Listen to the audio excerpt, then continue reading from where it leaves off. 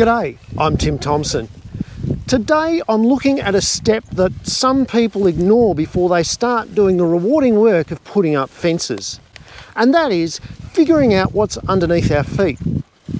It's fences that define our management of properties and define the health and the welfare of our livestock and define the wealth of our business. If we get our fences right and in the right location, we save a lot of problems down the track. We save countless hours managing issues that we need not have. I'm out in the beautiful Yarra Valley and we're going to meet with Adam Upton, who's a local agronomist, and he's going to take us through the process of sampling our soils so that we can start the discussion about a property management plan before we start putting fences in.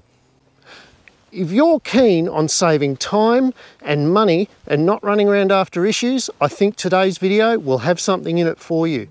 As always, if you like this stuff, please do hit the little subscribe button down there, give it a thumbs up.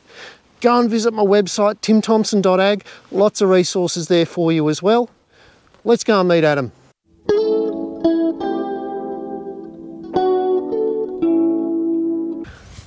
Adam, g'day, how are you, mate? Very good, thank you.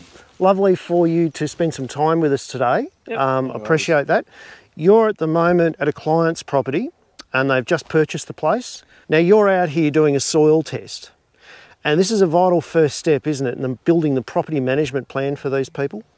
Yes, it builds the groundwork for any business. Like, we're trying to grow grass to then grow meat in an animal type thing. So you've got to start at the ground and work up and go from there. There are a lot of animal health issues that do come from not getting the right diet. So you need to feed the grass in order to then feed the animal. Now the soil test you're doing today is going to concentrate on the physics and the chemistry of the soil, and we're going to go through a little bit of that in a little while. Yep. We're not talking about soil biology today. That's a whole separate probably series of videos there. But if we don't, it's like getting the apartment building right. If we don't get the physics and the chemistry right, the biology can't move in and populate the soil and make it a really good production area. Yeah.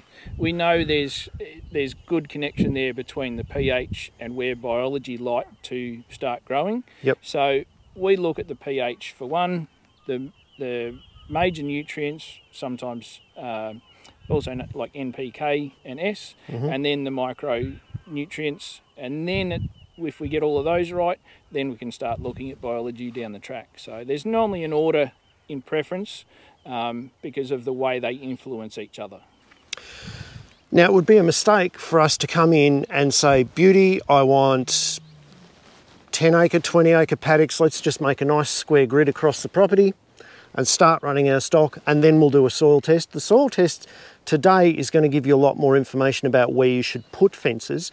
Now, when I saw you getting out of the car there before, you were planning on where you were putting your soil test out today? Yes, in this property we can see a very distinct change between the creek flats and then starting to get up into the hills. I know myself, but the soil test does confirm that we've got different soil completely. The flats are a sandier, drier soil because they drain very well.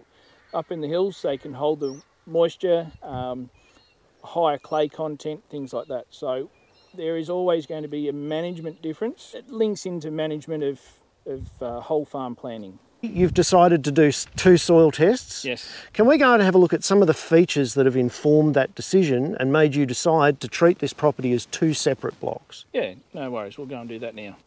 Someone's keen on the car. He's got an itch to scratch. Hey.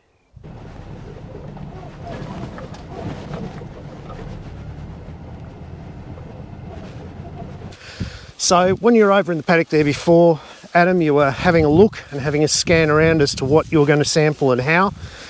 This area here was the first thing that jumped out to your eye rather than the obvious hill. This is a very flat, sort of reedy area. Can you tell us a little bit about your thoughts about what sort of conversation you're going to have with the landowner about the potential uses for this area and how it should be treated? You can straight away see that it's always going to be wet.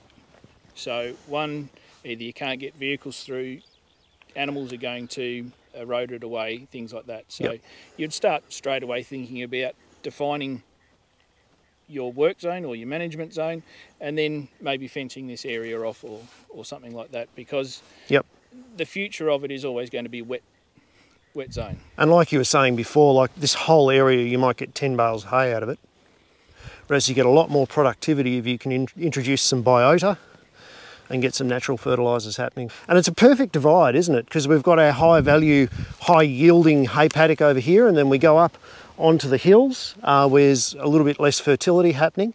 So it's a perfect divide for you too, for where you sample and which soils you're going to sample on the place.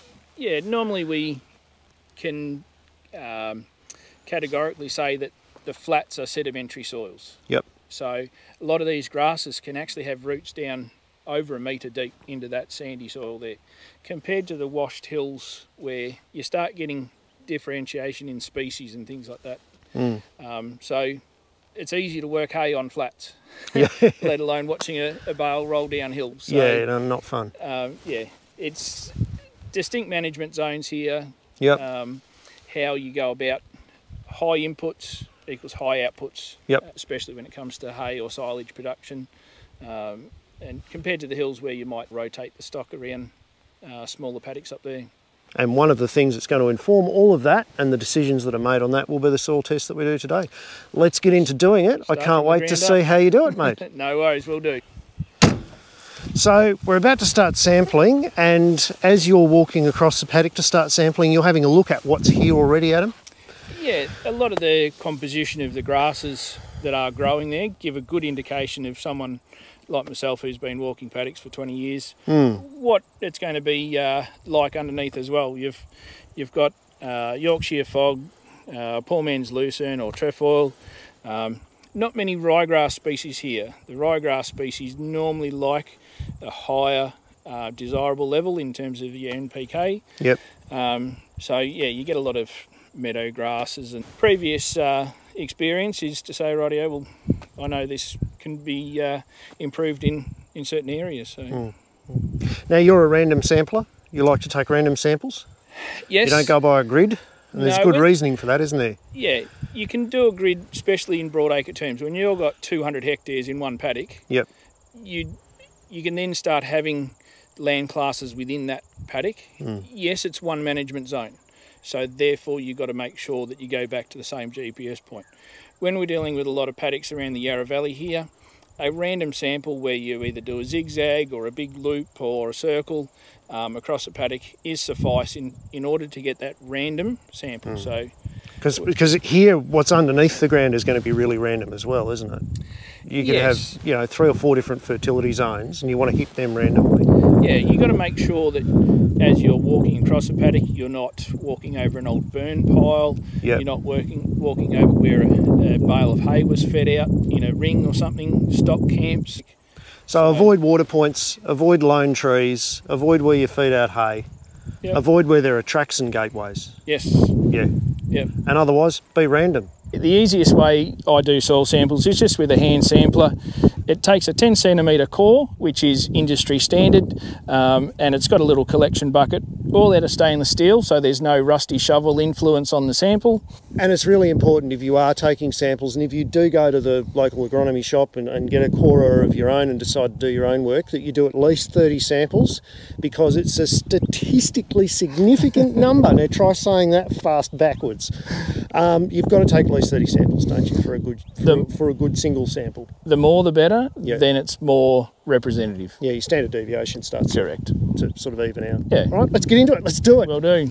So we're going to go in a zigzag pattern today. That's what you're choosing? Yeah, we'll start at the car and we'll work our way across the paddock 3, 4, 5 times, eventually ending up back at the car and onto the next paddock.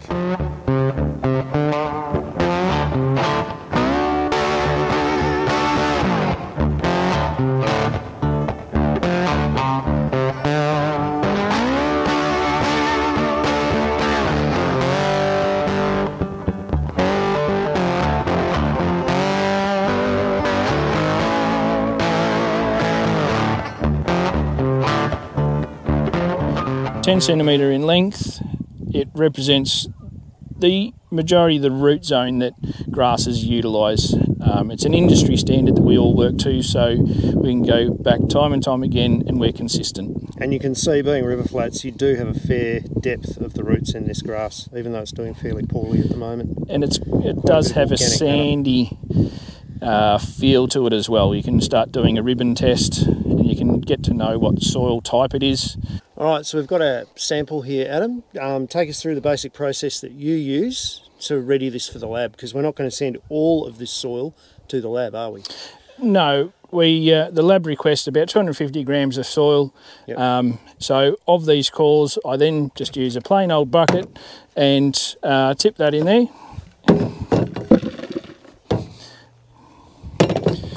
Once again, stainless steel. Yep. Plastic. So no transferal. No. Make sure it's all clean. All clean. Yep. Not a rusty shovel. You're just simply mixing that up like you're playing mud pies as a kid. That's it. And you're just taking your scoop out of that. 250 grams, chuck it in the bag. Make sure you write the location yes. of your soil sample. That one gets some people sometimes, doesn't it? They send in 2 bags and the lab says which one's which, and they're like, ah. And have paddock names or yep. regions or whatever. So then there's always a reference for future, going back year on year to actually go back to the same site, and then you can start getting a trend line over the years on your improvements. Yep. Or anything that's lacking.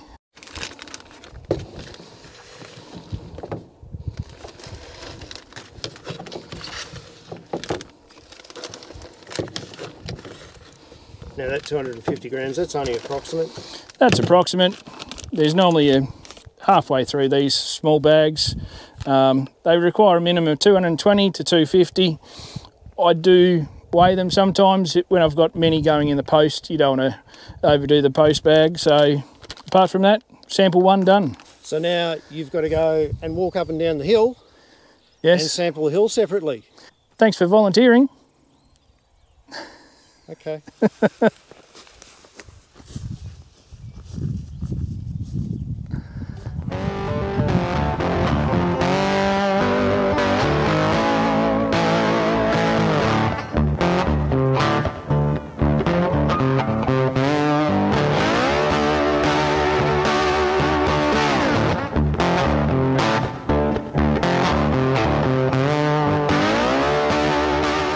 Adam, thanks for taking us through the soil sampling today. No worries. You've got a great analogy for a paddock and its full potential and the nutrients in the paddock. Can you just quickly tell us about that?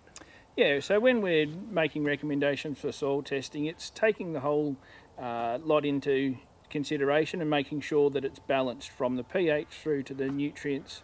So here I've got a bucket representing the different colours of different nutrients. Yep. And this is the you're only as good as your weakest link in terms of how much that paddock can produce for you. Can you hold that for us for a sec, Tim? Yeah, sure. Hey! Looks like you need more phosphorus there, Tim. That's not all I need, mate. I've got to go down the street next. And Adam, it really does pay sometimes to use an independent agronomist as opposed to one connected to a chemical company, because you're always going to get independent advice and you're going to get the best solution for your individual problems. That's right, Tim. So if you're interested in getting in contact with Adam and you're around the Yarra Valley, there is a link to him on my website, timthompson.ag. Till next week, guys, we'll see you later on.